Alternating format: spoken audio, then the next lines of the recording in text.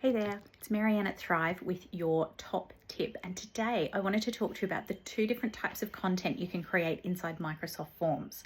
So the first one, as the program suggests, is a form. And a form is where we're actually collecting the data from the person who is submitting. So we're asking for information, they're providing that as a selection of options from drop downs or check buttons. They're providing text, they're choosing things, they're ranking things, but they're compiling the information and they're just submitting it to us as a block. And you can use that for onboarding or for feedback,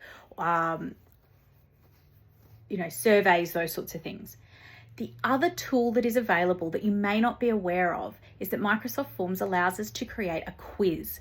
And a quiz is different from a form in that instead of just taking that information from them, what we can do is give them feedback. We're assessing them. We're giving them a choice of answers or the opportunity to tell us something, and we'll tell them if they've actually understood the knowledge that we're asking for. So things like true or false and drop downs and choose the correct answer and multiple choice options. Perfect if you run a program or a course, or, and this is one that I love, if you're doing annual training where people might need to watch a video and answer some questions to show that they understand things like fire safety and IT and confidentiality and fraud and all of those sorts of things that we do.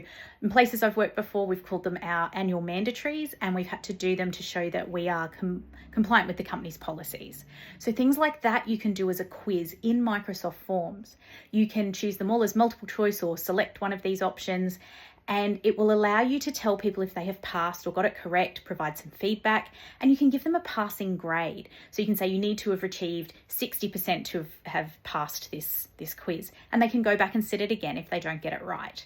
So that's an option. Instead of taking on a new program with another cost and another login and a whole lot of new terminology and systems to learn, you can do it all within Microsoft. So if you haven't checked it out before, I would highly recommend it. See if a quiz would be something that could be really helpful in helping you assess the knowledge or to check that people have actually learnt what you've taught them in your course, program, or policies. Give it a go.